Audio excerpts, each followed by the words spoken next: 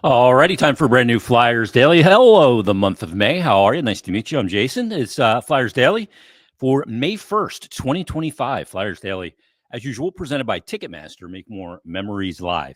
We are going to get to our first of many Flyers exit day interviews and conversations. The one we're going to get to in this episode is with Travis Konecny. And TK, the reason why I chose him for this episode is he is one of 3 Flyers that were announced yesterday heading over to play in the Worlds in Sweden for Team Canada. Tyson Foerster, Travis Sanheim, and Travis Konecny, all on the Team Canada roster. I knew this from back at Exit Day from Travis Konecny and Travis Sanheim. They were going. I did not know Tyson Foerster was going. But I think that's great that he's going to get that experience with some top players playing for his country. So that's very cool. The Tyson Foerster will be there as well. We'll feature his interview coming up in a Flyers Exit Day interview series to come. But in this one, we'll talk to TK. Real quick before we get to Konecny and take a look at his numbers from the season and past couple of years.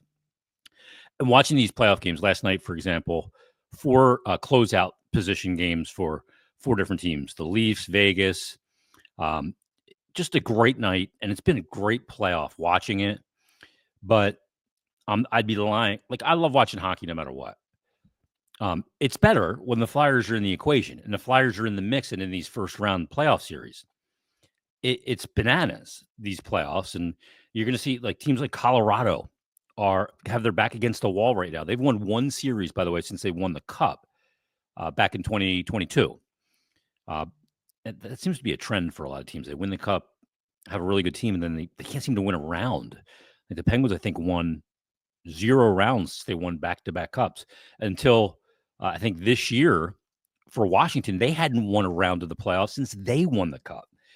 So very interesting playoffs, but let's get back into the mix here.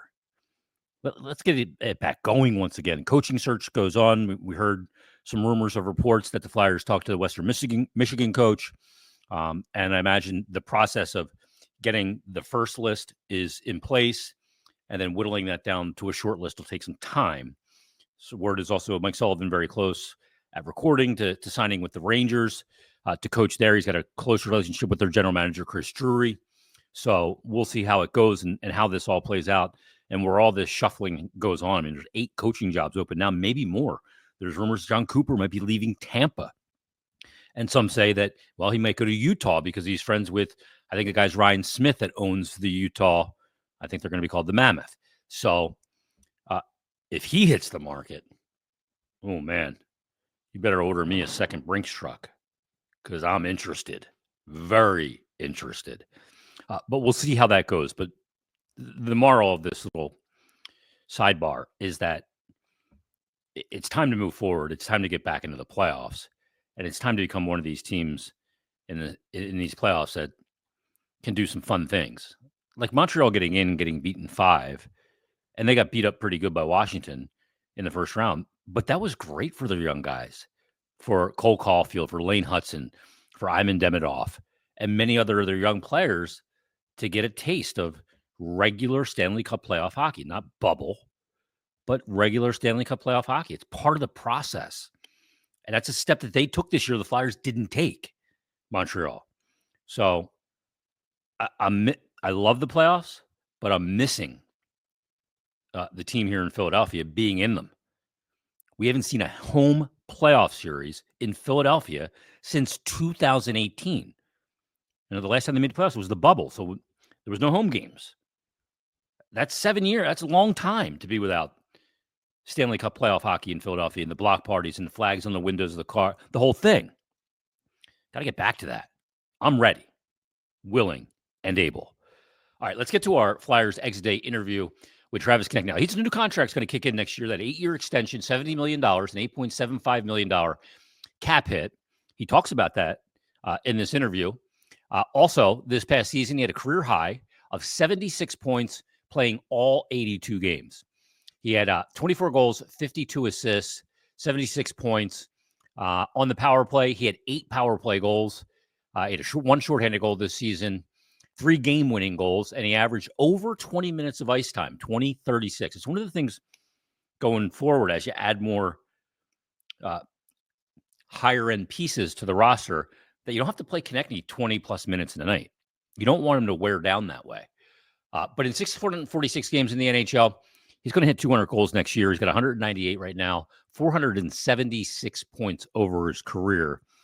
And it doesn't just feel like he's grown up here in Philadelphia. He literally has. When he came here after 1 year junior, after his draft year, played in his first season 70 games in 2016-17 at 19 years of age. Now 27 in his prime. A big part of it going forward, and he needs support. He needs help. More players that can put up numbers. His goal numbers were down from the year prior. 33 goals the year before that, 31 the year before that. Just 24 goals last year and really struggled to put the puck in the net in the second half of the season. Was he dealing with an injury? Let's talk to him and find out. Here's my Flyers exit day interview conversation with Flyers forward Travis Konecny. Part of our Flyers exit day interview series as we take on the offseason. And joining us right now from the Philadelphia Flyers is winger Travis Konecny. How do you feel after the grind of another season? Good. I feel like this one was a little different. Just like, being as low as we finished is a little, stings. But overall, I think it's, it's good for the group. I think it's something that, you need to realize what it feels like to be down here and to not want to be back. Does it feel like it went by in the blink of an eye? Because to me, my situation is obviously a little bizarre. But no, it always does. Yeah, I remember sitting here, it felt like a month ago, talking about you driving over the bridge and the contract. Yeah. We had that conversation. You're like, whoa, I do have this.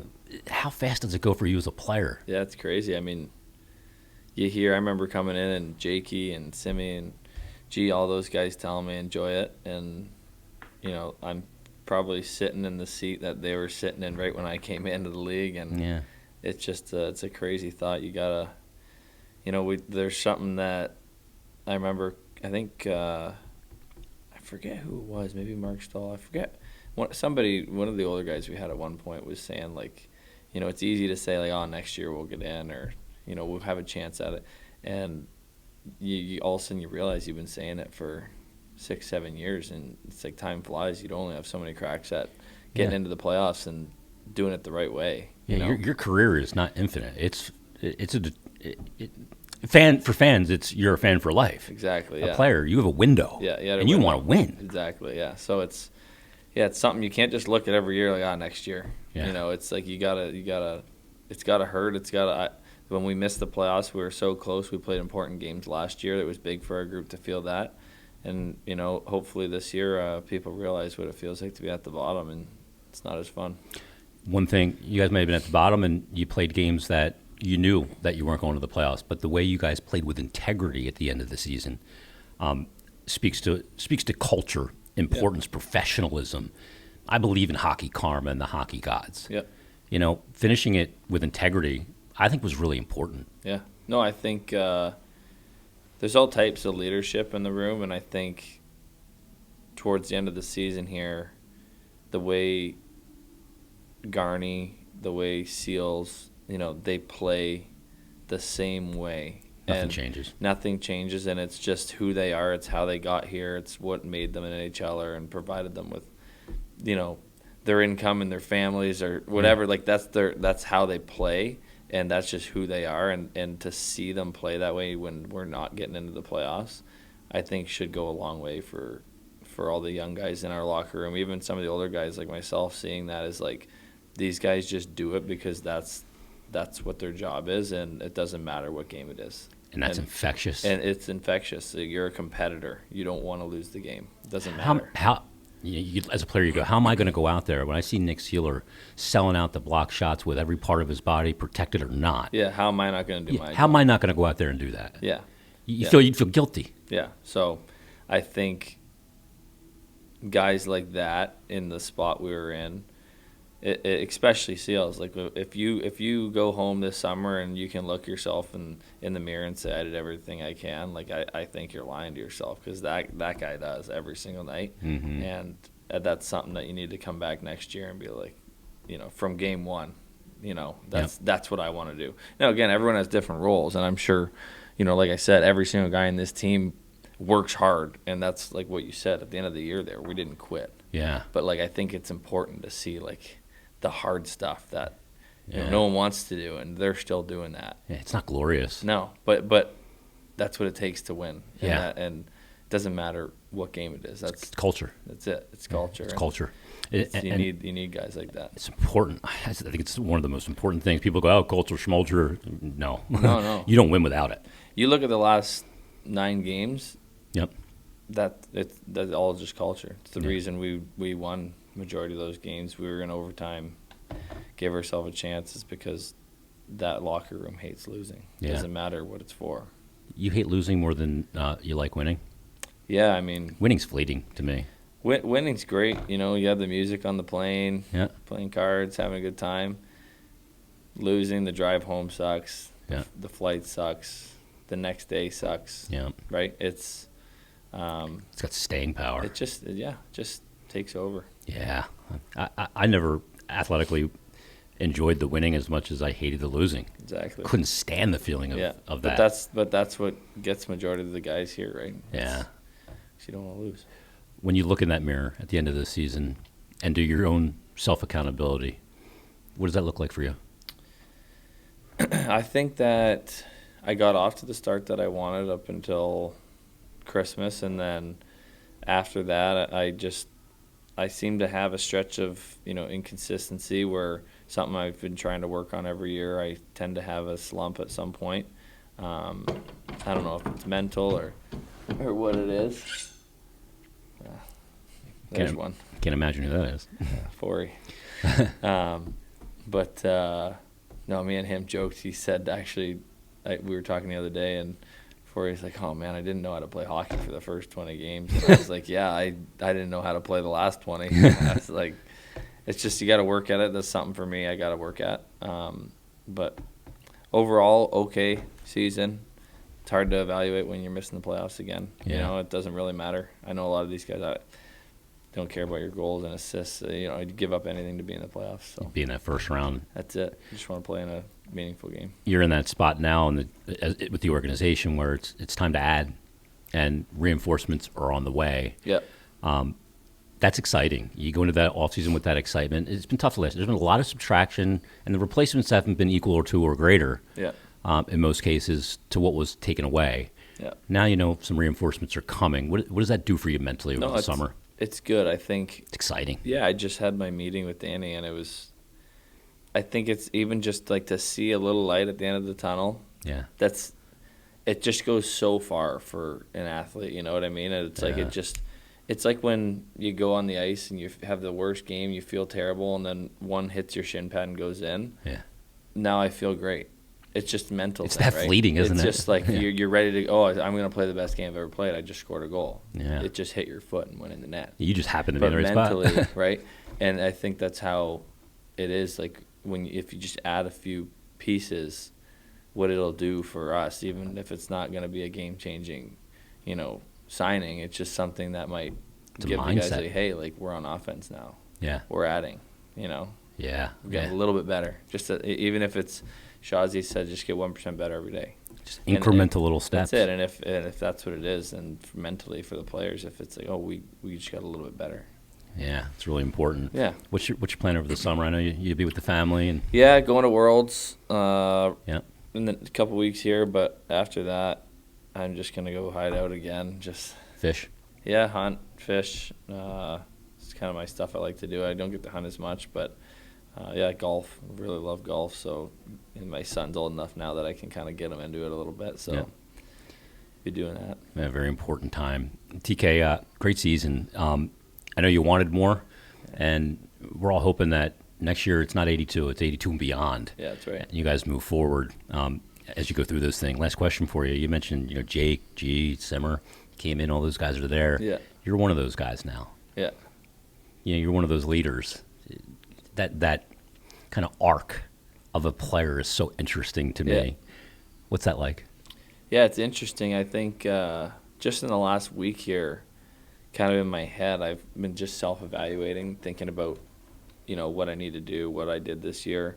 And I honestly think the next step for me is, like, I want to look more into, I don't know if it's, like, reading a book or what it is, but, like, some leadership stuff and, like, being able to take the next step because I feel like I almost got comfortable in the spot I was in where, everyone left and I was kind of just sitting in this pocket where in the murky middle. Yeah, and I feel like I have more to offer now, and it's not goals and assists and, that kind of stuff. It's like what I do off the ice, what I do during a game. That's like something that can help the team, and I think that's my next step.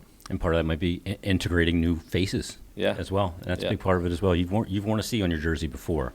So, I think you're fully equipped to know exactly what to do instinctually. Yeah. But, reading that stuff I think is always good as well. Enjoy your summer. Have a great time with your family. Decompress. We'll talk in the fall again and get ready to crank it up again. But it's going to go by fast, but I need you to enjoy it. Thank you. Appreciate it. One of those guys that's always just been a chill guy to sit down and talk to. I love to get with him in an off season up at home, like where he fishes and just chills out. And just hang. Like, I don't think you have to do much when you hang with him. You just hang. He's just a chill guy. But when he puts on his helmet and the jersey, he's not very chill. A lot of guys are like that. Off the ice, they have one demeanor, and when they put the helmet on and the puck drops and the clock starts, they become a different person. TK certainly does that. I hope you enjoyed that interview with Travis Konecny. We'll have a ton of other ones coming up. Including next week. Monday, we'll have Bill Melter. It'll be Mondays with Melter. Also Monday, the NHL Draft Lottery. It's a big night for the Philadelphia Flyers and a few other teams. A lot can be determined coming up on Monday night for the Draft Lottery. So join us Monday, though. We'll have a brand new episode, Mondays with Melter, coming up on Monday on a brand new Flyers Daily. Have a great weekend, everybody.